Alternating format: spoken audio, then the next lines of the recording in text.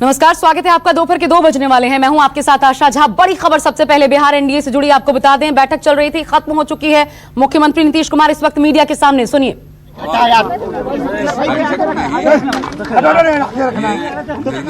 कैमरे में वीडियो नहीं आ रही, पता है हमारी माइक ही आ रही है। माइक नीचे रख दो ना।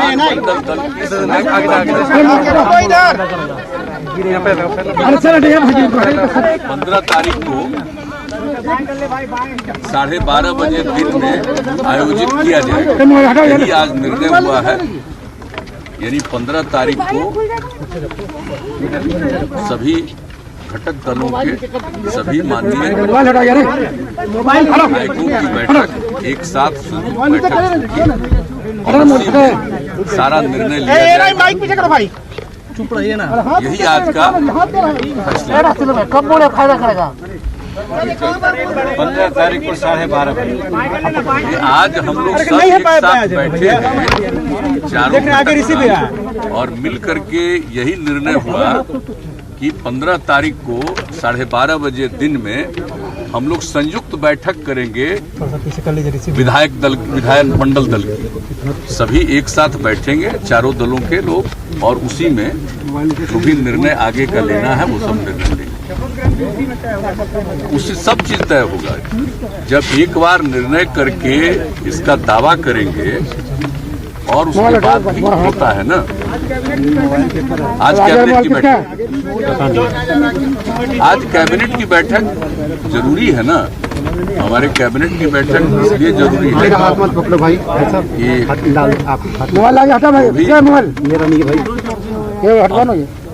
चुनाव हो गया और जो भी इलेक्टेड लोग हैं उसका नोटिफिकेशन हो गया। इसलिए वर्तमान जो हाउस है, असेंबली है, विधानसभा को भंग करना पड़ेगा, ये करना पड़ता है। तो आज उसकी बैठक होगी कैबिनेट की, और उस कैबिनेट में जब निर्णय होगा तो इसकी पूरी जानकारी, उसका रिकमेंडेशन और जो संयुक्त बैठक होगी विधायकों की बैठक 15 तारीख को 12:30 बजे दिन तय हो। यही आज का फैसला। ठीक है सर। बात साला पागल है यार इन लोग। चलिए आपका। तो एनडीए की बैठक खत्म होने के बाद खुद आपने सुना नीतीश कुमार जो मीडिया के सामने आए, उन्होंने बताया कल आगे क्या होना है, मुख्यमंत्री पद की शपथ कब लेंगे, क्या प्रारूप होगा नई सरकार का, सब कुछ कल की बैठक में तय होगा। कल 12:30 बजे दिन में 15 तारीख को 12:30 बजे ये बैठक होगी, यानी इतवार के दिन ये बैठक होगी और उसके बाद तय किया जाएगा कि आगे क्या प्रारूप बनेगा सरकार का। इसमें चारों दल बैठेंगे, बीजेपी, जेडीयू, हिंदुस्तानी आवाम मोर्चा यानी कि हम, जीतन राम मांझी की वीआईपी, मुकेश सहनी की पार्टी, और चारों दलों के विधायक मिलकर ये तय करेंगे। मेरे साथ रमन कुमार, हमारे वरिष्ठ सहयोगी, इस वक्त न्यूज रूम से जुड़ गए हैं। सीधा उनका रुख करते हैं, हमारे पॉलिटिकल एडिटर रमन। अब 15 नवंबर को 12:30 बजे एनडीए विधायकों की एक बार फिर बैठक होगी।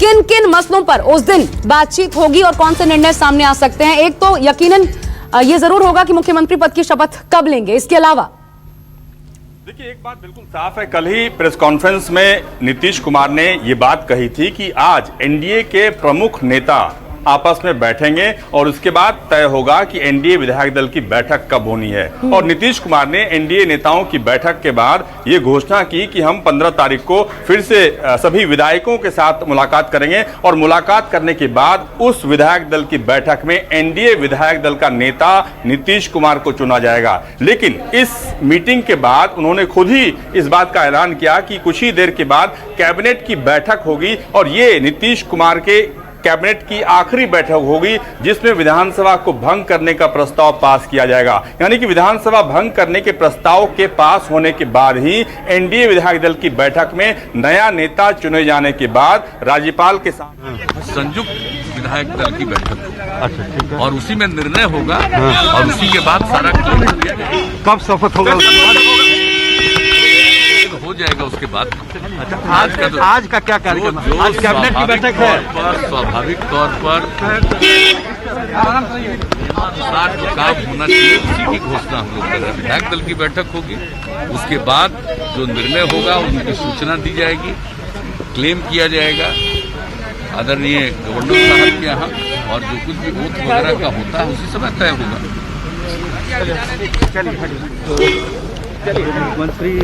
बहुत स्पष्ट शब्दों में मुख्यमंत्री नीतीश कुमार को आपने सुना। हालांकि एक बैठक ये भी होने वाली है कि राज्यपाल के सामने विधानसभा को भंग करने का प्रस्ताव रखा जाएगा, उसके लिए आज वो बैठक होगी। लेकिन 15 तारीख की जो बैठक होगी शाम दोपहर 12:30 बजे, वो बहुत महत्वपूर्ण हो जाती है।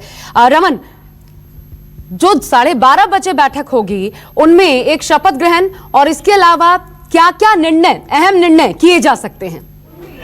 देखिए, एनडीए विधायकों की जब बैठक होगी इसमें एनडीए का नेता चुना जाएगा और साथ ही साथ जो अभी उप मुख्यमंत्री हैं सुशील कुमार मोदी, क्या एक ही उप मुख्यमंत्री होगा बीजेपी की तरफ से? क्योंकि बीजेपी के विधायकों की संख्या काफी ज्यादा बढ़ी है, इसीलिए यह कहा जा रहा है कि जो वायदा या जो ऐलान नरेंद्र मोदी अमित शाह ने पहले किया था उसी के मुताबिक नीतीश कुमार, कम विधायकों की संख्या होने के बाद भी जेडीयू की तरफ से नीतीश कुमार ही मुख्यमंत्री होंगे। लेकिन बाकी इंपॉर्टेंट पोर्टफोलियो किसके पास होगा, साथ ही साथ गृह मंत्रालय किसके पास होगा, और दूसरी बात कि उप मुख्यमंत्री क्या एक होंगे या 2 होंगे, इस बात को लेकर चर्चा होगी। और बीजेपी के आला नेताओं के साथ लगातार जो सुशील कुमार मोदी हैं, नित्यानंद राय हैं, वो संपर्क में हैं और उनसे सलाह मशविरा करने के बाद उस विधायक दल की बैठक में सहमति होगी और ऐलान किया जाएगा कि नीतीश कुमार मुख्यमंत्री होंगे।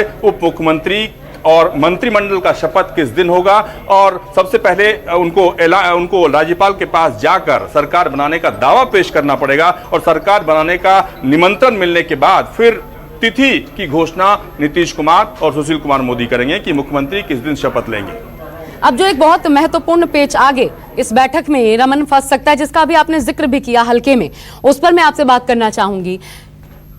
सौरभ कुमार मेरे साथ जुड़ गए हैं, पहले पटना से सीधा उनका रुख कर लेते हैं। सौरभ, आज भी एक बैठक होने वाली है जिसमें विधानसभा भंग करने का प्रस्ताव आगे राज्यपाल के पास रखा जाएगा।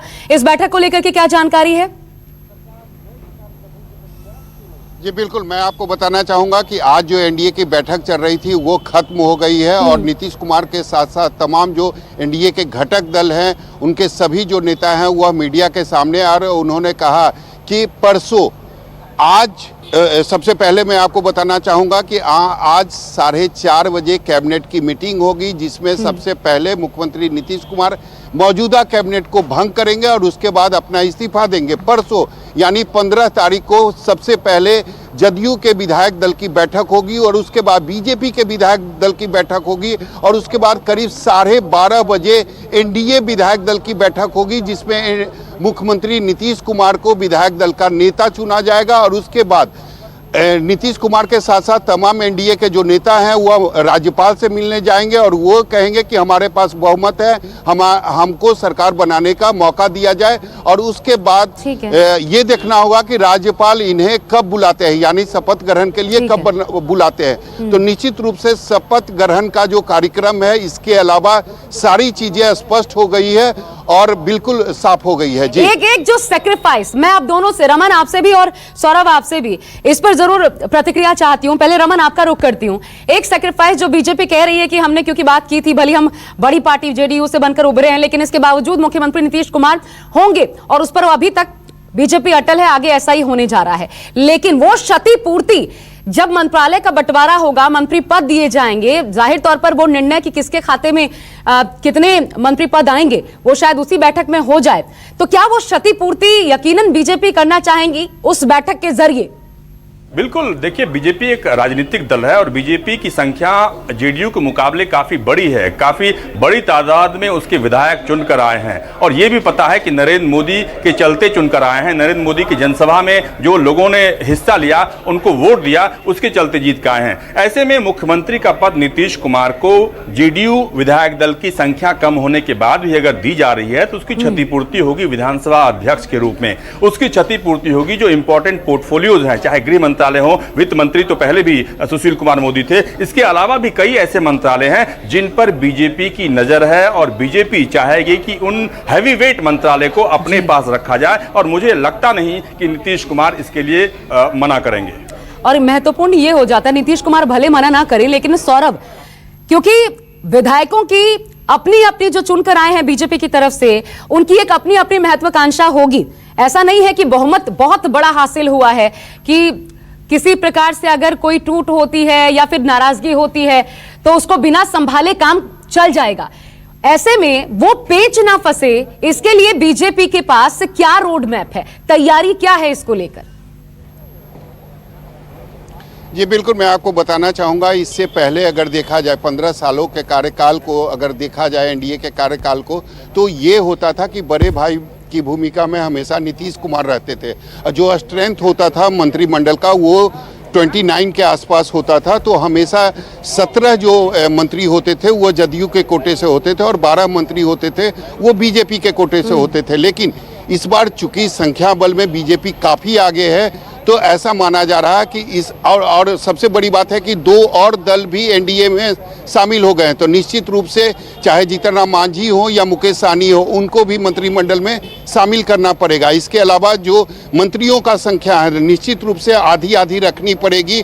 और सबसे बड़ी बात है कि विधानसभा अध्यक्ष किसका होगा, जदयू का होगा या बीजेपी का होगा, फिलहाल इस पर मंथन अभी चल रही है, कुछ भी फैसला नहीं हुआ है। जी, पटना में दौड़ किन विधायकों की ज्यादा देख रहे हैं सौरभ? जी माफ कीजिएगा, पटना की जो दौड़ है किन विधायकों की ज्यादा देख रहे हैं? क्योंकि बहुत कई बड़े चेहरे हैं और सभी चाहेंगे कि हैवी वेट मंत्रालय जो है उन्हीं की जिम्मे है, क्योंकि सब कुछ अब यहीं पर आकर टिक जाता है कि आगे क्या होगा, कैसे बंटवारा होगा। जी बिल्कुल, मैं आपको बताना चाहूँगा कि इसके पहले यानी कि जो एनडीए की सरकार थी उसमें कुल 29 जो मंत्री थे, उसमें 9 मंत्री ऐसे थे जो इस बार चुनाव हार गए हैं, तो निश्चित रूप से मंत्रियों की संख्या घट गई है और करीब 95 ऐसे एमएलए हैं जो इस बार पहली बार विधानसभा चुनाव जीत कर आए हैं। तो निश्चित रूप से इसके पहले जो बड़े बड़े विधायक हैं जो 7 बार 8 बार चुनाव जीत चुके हैं, उनको सबसे पहले मौका दिया जाएगा। और चूंकि इस बार बीजेपी के कोटे में मंत्रियों की संख्या बढ़ेगी, तो बीजेपी को यह तय करना पड़ेगा कि किस विधायक को। एक आखिरी कमेंट में रमन आपसे चाहूंगी, इसी खबर पर आती हूं आपके पास, कि मान लीजिए बीजेपी पुरजोर ये पूरी कोशिश करेगी कि ज्यादा से ज्यादा हैवी वेट मंत्रालय जो हैं वो उनके खाते में आ जाए, लेकिन इसके बावजूद जो एक सुगबुगाहट थी हमको लेकर, वीआईपी को लेकर, नैतिकता पर जो प्रश्न उठाया खुद तेजस्वी यादव ने, अगर उनकी संतुष्टि नहीं हुई तो फिर आप समझ रहे हैं कि यहां पर खेल बिगड़ सकता है, या फिर ये सिर्फ अफवाह है, कोरी अफवाह है, इसको दूर रखना अभी ठीक है? बिल्कुल कोरी अफवाह आप नहीं कह सकते, क्योंकि हम के अध्यक्ष मुकेश सहनी जब महागठबंधन की प्रेस कॉन्फ्रेंस हो रही थी, उस प्रेस कॉन्फ्रेंस में मौजूद थे और प्रेस कॉन्फ्रेंस के दौरान ही उन्होंने कहा कि जो मुझसे वायदा किया गया था वो वायदा नहीं निभाया गया, और वो प्रेस कॉन्फ्रेंस से अपनी बात रखते हुए अलग चले गए। और कुछ ही दिनों के बाद हमने देखा कि उन्होंने एनडीए ज्वाइन किया। इसीलिए हम पार्टी के जो नेता हैं या जीतन राम मांझी हैं, इनको देखना पड़ेगा कि अपने विधायकों को किस तरीके से एकजुट रखें, क्योंकि शुक्रिया रमन, रोकना पड़ रहा है। बहुत शुक्रिया आपका मेरे साथ बातचीत करने के लिए, आपका भी सौरभ बहुत बहुत शुक्रिया। नमस्कार, मैं हूं मानक गुप्ता। अगर आपको हमारा ये वीडियो पसंद आया हो तो इसे लाइक और शेयर जरूर करें, और हां, हमें सब्सक्राइब और फॉलो करना ना भूलें ताकि आप देश और दुनिया की कोई खबर मिस ना करें। तो जुड़े रहिए हमारे साथ और देखते रहिए News 24।